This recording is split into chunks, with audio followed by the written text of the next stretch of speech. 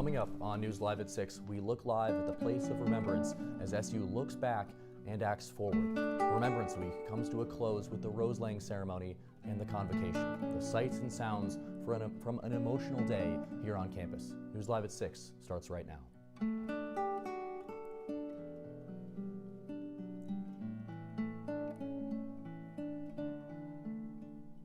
Remembrance Week is coming to a close. Welcome to News Live at 6. I'm Peter Elliot. And I'm Maria Achkar. This week, SU has been celebrating the lives of 35 students killed in the bombing of Pan Am Flight 103. 36 years ago, on December 21st, 1988, Flight 103 left London heading for New York City. That night, just after 7 p.m. local time, a bomb hidden inside luggage on board exploded, ripping a hole in the fuselage. The plane fell to the earth, killing the 259 people on board, as well as 11 residents of Lockerbie, Scotland. Throughout Remembrance Week, the university takes time to look back and act forward. Today, the victims were honored in the rose-laying ceremony at the place of remembrance outside the Hall of Languages. Maura Vaughn was at the event and is live at the wall. Maura, good evening.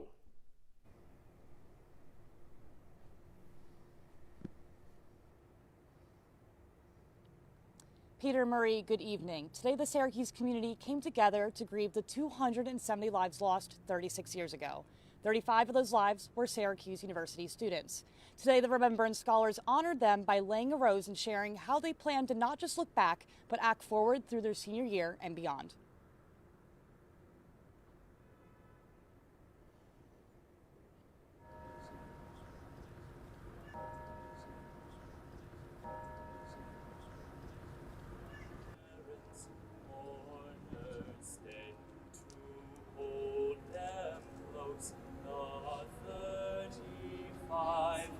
Today we gather not only to remember, but to honor the lives senselessly lost in the Pan Am Flight 103 disaster.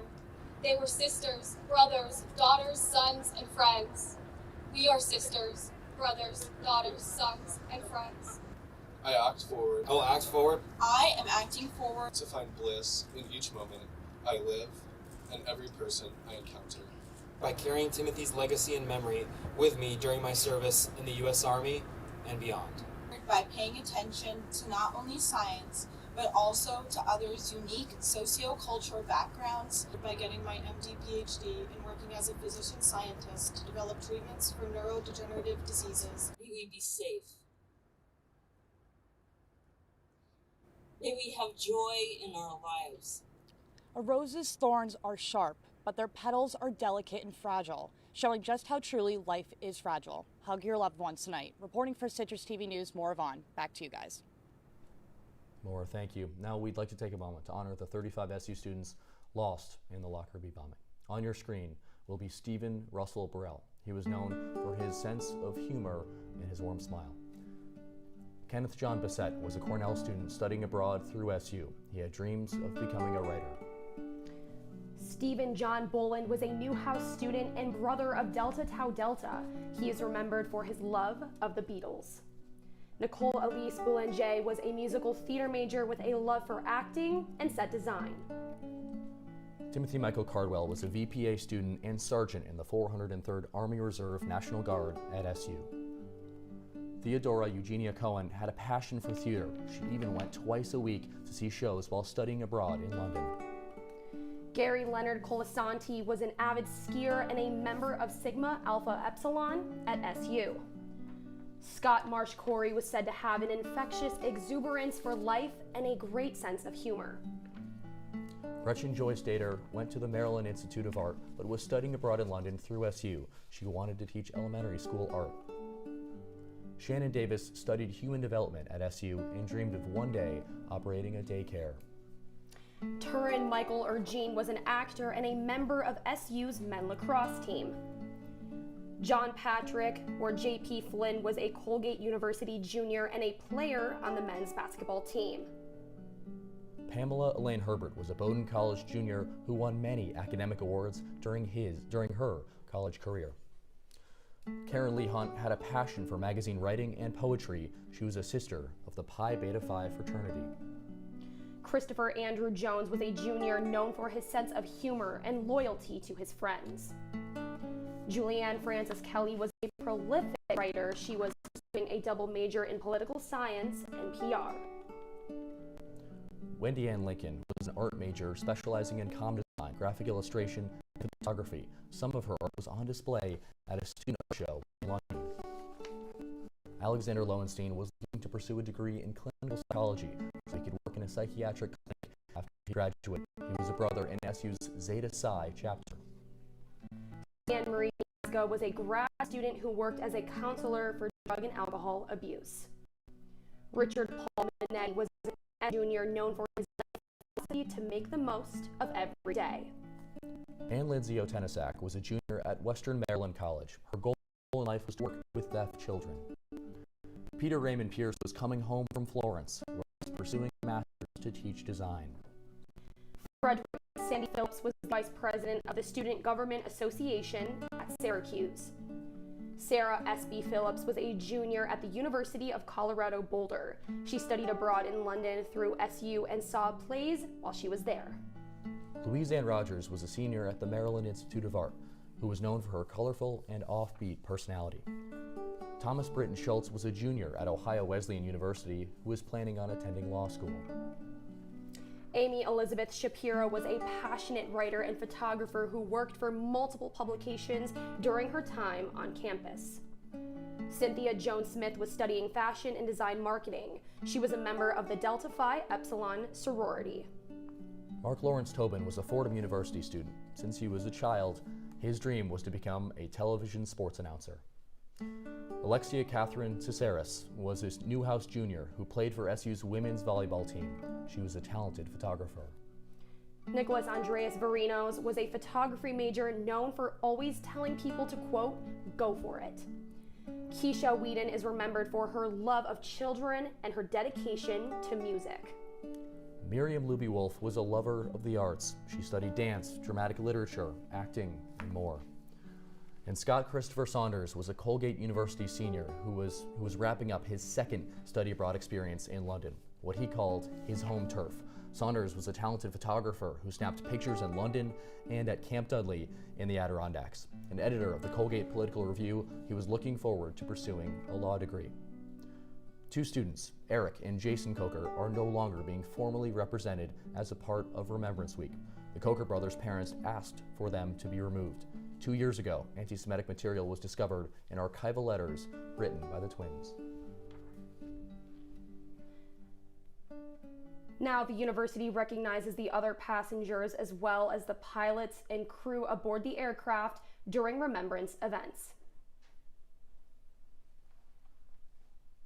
Now to the latest, because the investigation into the Pan Am Flight 103 bombing is still ongoing. Sigourney Bell updates us on the latest in this case. Remembrance it is something we do every year on campus. Obviously, we have for the past 35 years. The bombing was 36 years ago. The scholarship was established a year later. And this is the way we not only honor those we lost and all 270 people who were lost in the disaster, but it's a way we look forward. As Syracuse reaches the end of Remembrance Week, the campus has time to reflect and honor the lives lost. Lockerbie scholar Anna Newbold reflects on her journey through the process. It's been a very overwhelming experience. It's a lot to take in as much as we don't know the victims, and obviously being younger, so many years have passed, but you still feel that connection to them and you feel the responsibility to make them proud, their families proud, and act forward in their memory. Acting forward in remembrance involves finally convicting the bomb maker, a case that has taken over 3 decades to complete. There's been new evidence that has about the alleged bomb maker of the bomb that was planted onto the aircraft. Scottish and American authorities are now collecting that evidence and are planning to bring that person to trial in Washington in May of 25. According to the press release from the U.S. Department of Justice, that person is Abu Agilu Muhammad Masood, who was taken into U.S. custody in 2022. At the time, Masood pled not guilty to all 3 charges. To charge someone even after so many years, I think it brings a lot of closure to the families, both in Lockerbie and in Syracuse, and I think it will mean a lot to them to finally have someone charged with it as well. the long-awaited conviction, and the peace that will hopefully come with it.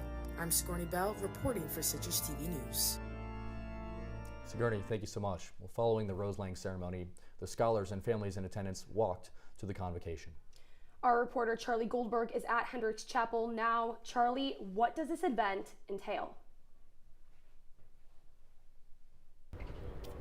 In 1988, Pan Am Flight 103 exploded over Lockby, Scotland. It killed all those aboard, including 35 Syracuse University students studying abroad. Chancellor of the university, Ken Severud, explains how while we recognize the tragedy on a day like today, we also look at it towards the future in a positive light.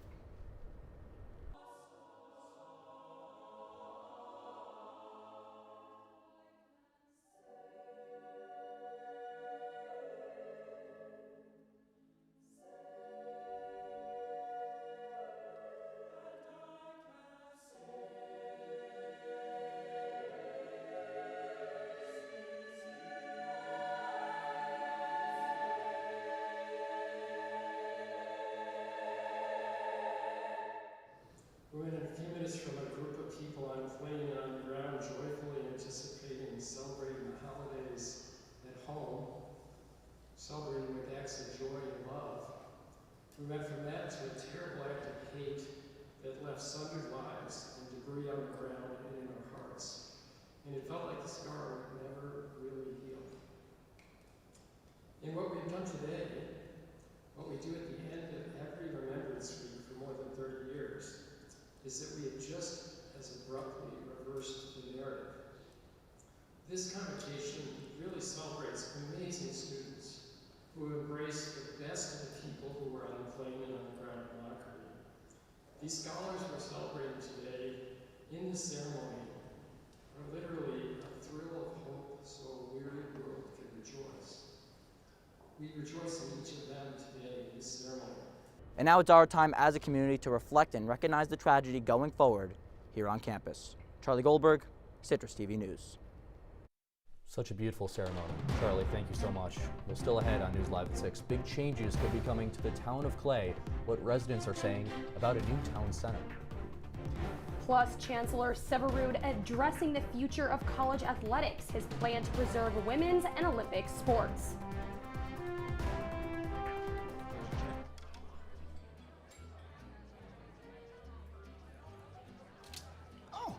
You got it. You know, since I got rid of my car, I really enjoy walking. Okay. Got it. No. Getting pulled over for buzz driving could cost you around $10,000 in fines, legal fees, and increased insurance rates. Oh, you're home early. You live with your mom? That'll set your game back a few years. Buzzed, busted, and broke. Because buzz driving is driving. Come on, it's not that hard. My big man fingers are having a problem with these little tiny buttons. Whoa, watch it there. Your blood pressure's gonna go through the roof. Tell me about it. I'm trying to learn how to get it down. Instead, it keeps going up. High blood pressure can increase the risk for heart attack or stroke. Learn how to keep yours at a healthy range. Ever hear a voice command? Just say text barbershop to 97779. That's not what I said. Just give me that. Now my blood pressure's up.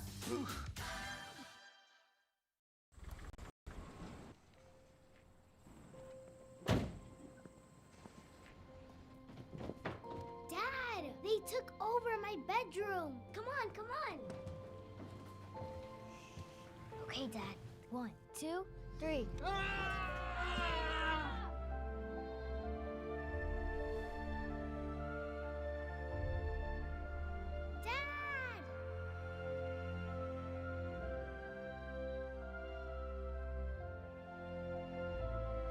You saved me. Dad? Are you okay? I'm fine, dear.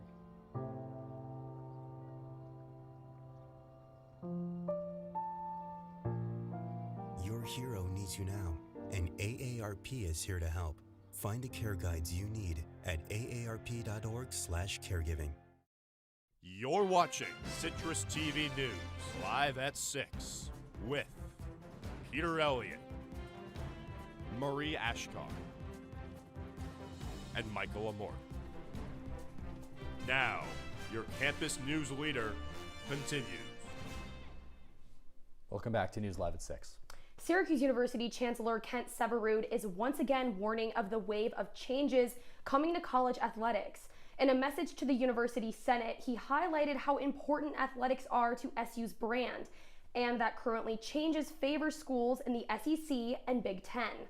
Severud saying, quote, "I think we should be trying to preserve a vibrant athletics culture, a competitive one, that remembers academic priorities of students, that values women's and Olympic sports, that helps bind alumni to schools and creates rivalries," end quote. Severud added that SU needs to also consider the budget issues that changes could present. Well, Jeanette Epps is down to earth, literally. Astronaut and Syracuse native Jeanette Epps returned to Earth early this morning, splashing down in the Atlantic Ocean off the coast of Florida. With a little help, she got out of the Dragon return capsule and felt gravity's effect once again. Epps arrived with 3 other astronauts who have been aboard the International Space Station since March. Hurricane Milton had delayed their return for a few weeks. All right, Marie, now turning to our first look at the forecast here. Finally, the leaves are falling and you get that true fall feel. Oh, I am so excited for fall. I mean, I do love the sun, don't get me wrong, but it's kind of nice that we're finally getting into the fall temperatures. So my question is, are these fall temperatures going to stay? Well, our weather anchor, Michael Lamorte, is in studio to tell us more. Well, you'll have to wait till the 5-day forecast to see just how long these fall temperatures are staying along. But right now in Syracuse, 57 degrees. This morning it was in the 40s. You can see at the bottom of this photo here, the leaves are changing colors. It's looking so beautiful during one of my most favorite seasons here. Taking a look across the region now, Elmira registering the highest temperature across the region at 60. The rest sitting in that high 50s to mid 50s range. So yeah, we're starting to cool down. But let's take a look at tonight. I had to get my Yankees in there somewhere. The World Series Game 1 tonight at 8 p.m. Eastern Time. But in LA, 65 degrees and sunny. I wish I was down there for that game. I'll have more of your 5-day forecast later on. Thank you so much, Michael. Ahead of new Micron construction, the town of Clay is looking to create a city center. They gave residents the chance to comment on the proposals last night in a town hall. Our reporter Brandon Myers explains the proposals and what residents are saying. Driving down Route 31, you may not notice much at first, besides the abundance of trees and plant life. But that all could soon change, with a new proposal aiming to change the town of Clay forever, installing a new town center, industrial districts, a historic Clay center, and many more. Now, while the town of Clay may be mostly trees at the moment, all these big changes are coming in with the movement of Micron, which is planning on building their new chip factory right here at this site. But of course, with all these big changes, what's really making the difference is the concerns and voices of the people. My main concern at the moment is where are the people that are going to work at the retail and the hotels? Where are they going to live? What's there about affordable housing in this plan? I don't see anything at present, but it might be there, but I'm just not seeing it. I'd like to know a little more. I want to know more about the zoning changes proposed, the length of time it's going to take to launch the development. I'm actually not very excited about it.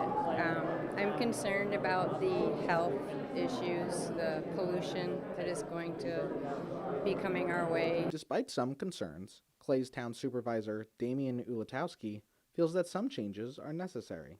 Well, some houses, new designs, new codes, new zoning may just go right over that, but there is a cost to progress. Ulatowski says the changes were proposed to prepare the town's infrastructure for Micron's arrival, which is set to begin in early 2025. In Clay, Brandon Myers, Citrus TV News. And coming up, I'll have a look at your full 5-day forecast. Will those fall temperatures stay around? Well, you'll have to see after the break. You've got pre-diabetes, but with more exercise and a change in diet, it can be reversed. I've tried exercising. It just makes me hungry for bacon. I love bacon too. And who really likes to exercise? Not me. Me neither. Nobody. So we're good? What? Oh, you still have pre-diabetes. Big time.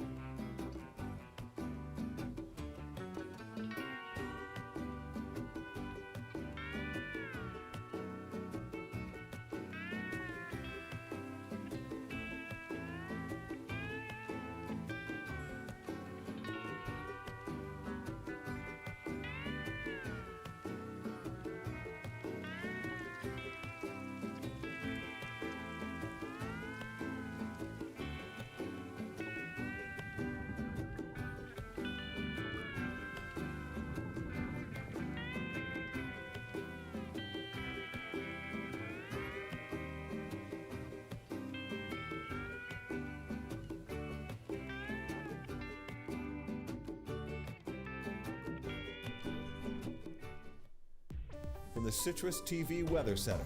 This is SU's most accurate weather forecast.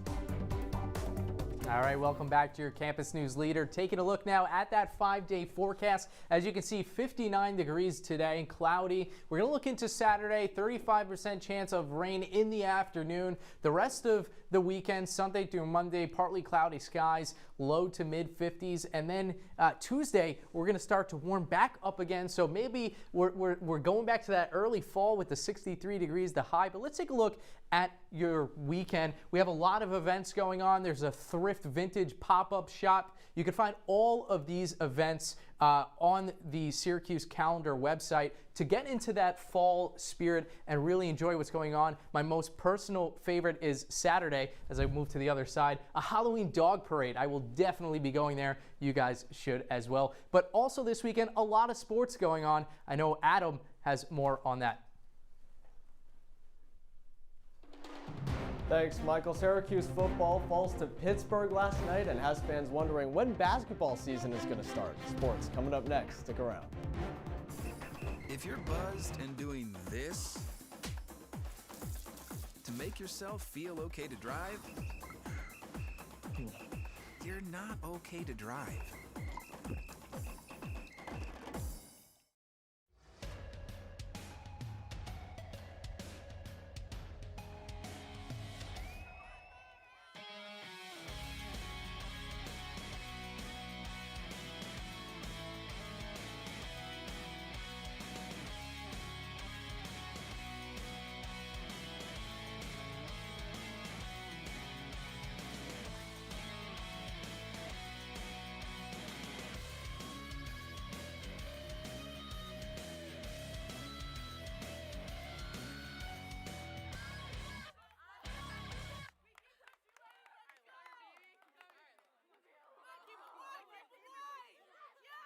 Welcome to my house.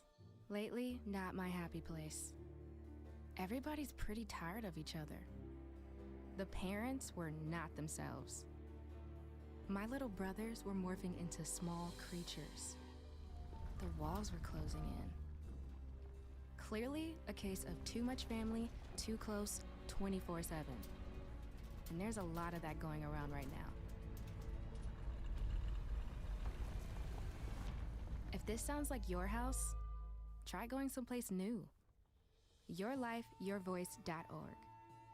You'll find lots of ideas to help you handle the family stresses of being confined to close quarters. YourLifeYourVoice.org. It might not get you out of the house, but it could help you find a little more breathing room.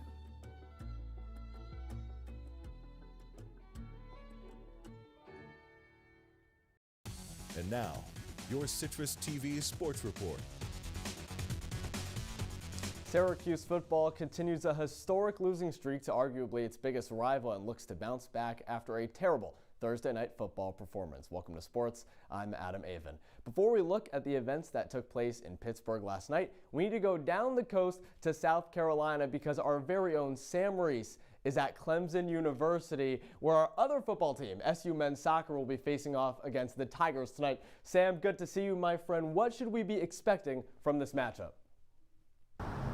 Hey, great to talk to you, Adam. Yeah, I must say, first and foremost, gorgeous weather down here in Clemson, South Carolina. Temperatures currently in the high 70s. The sun is out, as you can see now. That'll dip to the high 60s once kickoff rolls around at 8 o'clock. But behind me here at Riggs Field, expect a physical battle between the Orange and the Tigers tonight. The last two national champions squaring off. Clemson, the third-ranked team in the nation for a reason.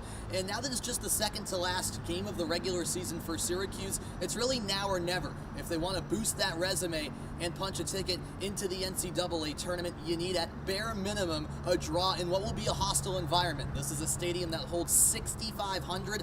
Football's on a bye week, by the way, so expect this place to be absolutely buzzing in a few hours' time when we kick things off here from Riggs Field. Thanks, Sam. Enjoy the game tonight. In a less enjoyable game, Syracuse football played Pitt in the Steel City for the 80th matchup between the two programs, and even though the Orange hold all-time record, they haven't won in the Steel City since 2001. Let's get to those highlights last night, if you want to call them that. It was a disaster of a football game. Pittsburgh, number 19 in the country right now, going up against Syracuse. Pitt was favored in this game, but you didn't expect it to be like this. Pittsburgh forced 5 turnovers on quarterback Kyle McCord. 3 of those interceptions were returned for touchdowns. This interception right here may be the highlight of the game for both teams. Syracuse had very little of them. Interception with the player laying on the ground, it falls into his hands. The Panthers were up 31-0 late into the third quarter. Kyle McCord finally gets Syracuse on the board. He actually also finished the game with negative 17 rushing yards, ended up scoring there. Dan Villari punches it in, but the Orange fall to the Panthers 41-13. Not what you want to see from the Orange coming off of a bye week, now 5-2 on the season. The Panthers, however, advanced to 7-0, the best start they've had since 1982. But next week, Syracuse comes back home after a month on the road, and they take on the Virginia Tech Hokies, looking to bounce back after an awful performance. Like we've been saying, last night's football disaster might have had you say, well, when's basketball season starting already? Well, lucky for you, it is now this week. Basketball Media Day was last week, and we got to talk to a lot of the players about what they were going to expect from themselves this year, and now the Orange get to put that to the test. Syracuse men's basketball plays its first exhibition of the season against the Clarion Golden Eagles. They're not playing against themselves, I promise. Clarion coming from Western Pennsylvania, actually near Pittsburgh. Adrian Autry in his second season. We're excited to see what they got. Peter, Murray, back to you. All right, Adam, thank you for that look at sports. Always looking forward to the start of basketball season. Well, we'll have one last look at your wake-up weather when we return. Every time I hear the alarm bell go off in school, I think it's an air raid. A lot of houses in our neighborhood have been destroyed. I like to close my ears and sing songs whenever the bombs come close. I'm worried our new neighbors won't like us. But I know it's all gonna be worth it. I just want my family to be safe. But these are not my words. These are not my words. These are not my words.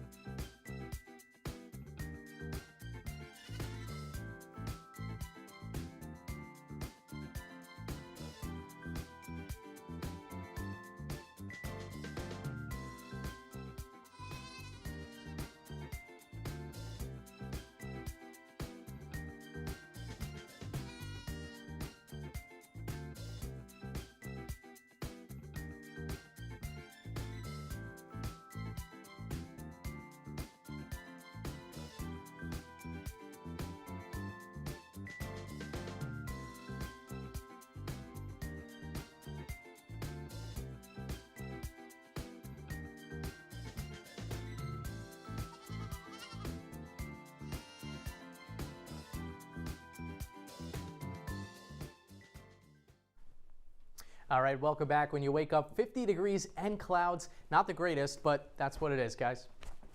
Michael, thank you. Before we go, one final note on Remembrance Week. Scholarship applications will open in mid-November. 35 rising seniors will be selected. The award comes with a $5,000 scholarship and the opportunity to educate the community on the tragedy. That's Citrus TV News Live at 6 for this Remembrance Friday. As we go, we want to leave you with one final look at the place of remembrance. Have a great night, Syracuse.